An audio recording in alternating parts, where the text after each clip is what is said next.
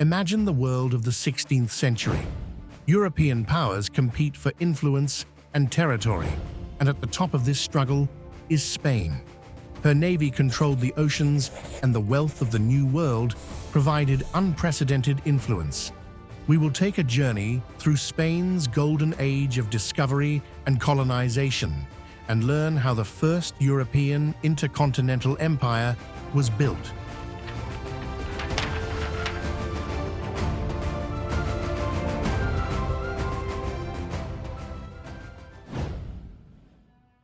It all began with the union of Castile and Aragon in 1479. This union led to the creation of the Kingdom of Spain and the completion of the Reconquista. In 1492, the Granada was recaptured from Muslim Moors, marking the end of Arab rule in the peninsula. In the same year, 2 ships returned from a long voyage. On board were natives, some gold, and plants never before seen in Europe.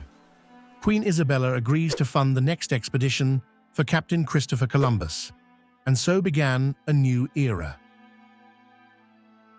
By this time, a direct route from Europe to Asia had not yet been opened.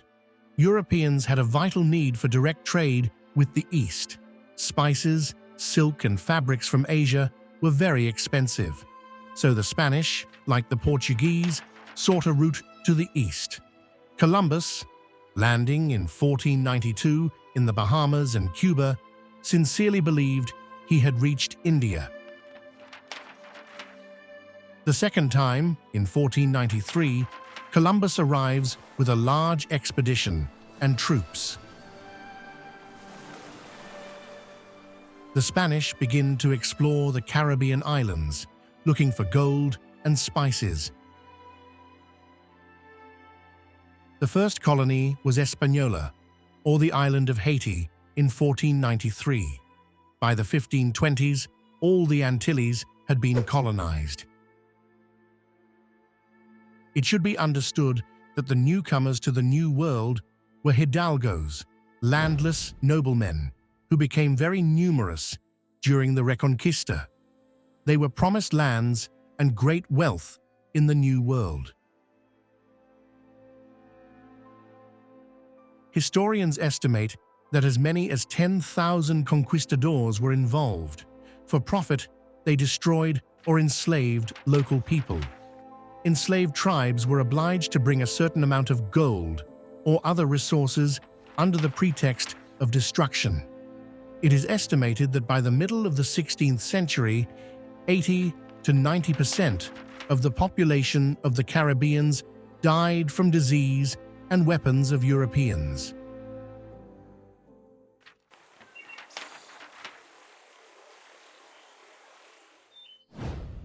The Spanish kingdom created a fairly effective, decentralized system of government.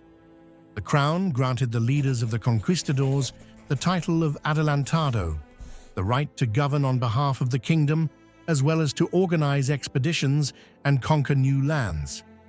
The adelantados organized expeditions and hired conquistadors at their own expense. The main motivation was the feudal right to land, as well as the right to retain up to 80% of the income from the captured territories.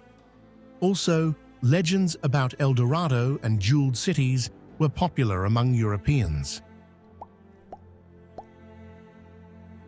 One of the adelantados was Hernán Cortés, who in 1521, in alliance with local tribes, managed to destroy the Aztec capital of Tenochtitlan. The Aztec Empire ceased to exist, and the Viceroyalty of New Spain was founded in its place. In 1524, Cortés and Alvarado invaded Central America.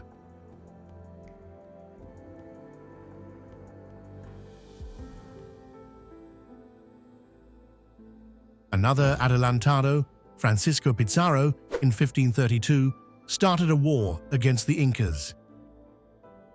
Leading the local peoples dissatisfied with the Inca rule, the Spaniards captured their capital Cusco, proclaiming the Viceroyalty of Peru. The Spanish were physically unable to conquer these countries. Tenochtitlan numbered about 200,000, which was larger than any European city. They used the same tactics, by cunningly capturing native leaders and turning the surrounding tribes against each other. The natives' view of white men as gods also greatly aided the Spaniards in their devious plans.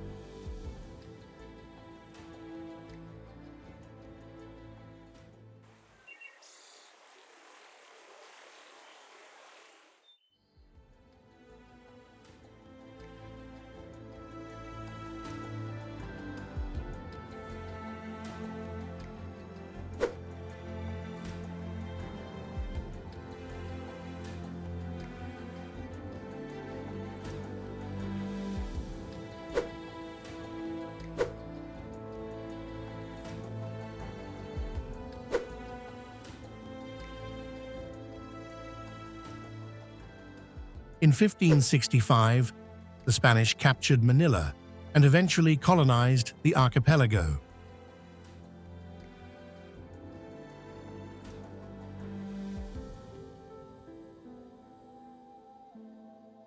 By the 17th century, the Spanish Empire in the Americas was composed of the Viceroyalty of New Spain and the Viceroyalty of Peru.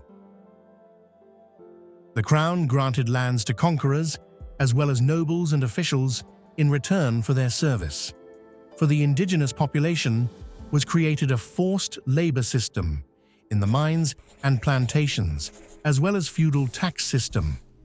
There was often a shortage of natives for large plantations, which encouraged the trade of slaves from Africa.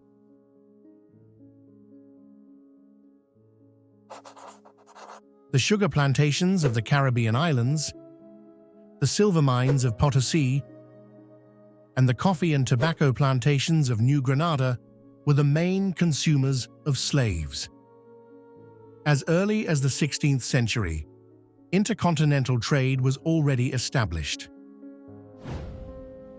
For silver from the colonies, the Spanish bought silk, porcelana, and spices in Asia, which were transported from Filipinas to Acapulco.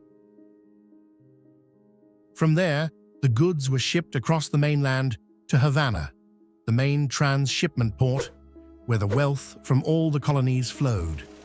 From Havana, twice a year, caravans of ships loaded with gold, silver, Asian and colonial goods were sent to the port of Seville.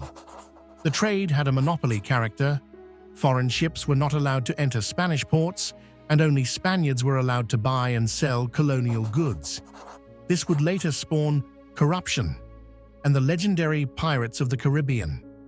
According to various estimates, in 2 centuries, the Spanish exported about 200,000 tons of silver and 20,000 tons of gold. At the same time, in 1519, King Charles Habsburg of Spain also became Holy Roman Emperor. He united the lands of Germany, Burgundy, and the Netherlands with the Spanish possessions. The wealth of the colonies allowed Spain to wage endless wars and to invade all of Europe.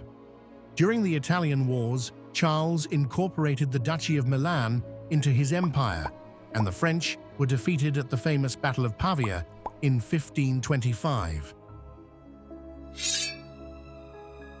After the division of Charles V's empire in 1556, Spain, Burgundy, Flanders, and Italy were ruled by his son, Philip II. In 1580, he annexed Portugal, taking advantage of the lack of heirs to the Portuguese throne. The Portuguese colonial possessions became politically part of the Spanish Empire. It was the pinnacle of the Spanish Empire's power, and the sun really never set on it. But it would never be like that again. To everyone who watched this video, I wish peace and prosperity, as well as their family.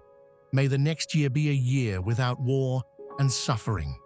The best gift for me is your subscription. Merry Christmas and Happy New Year.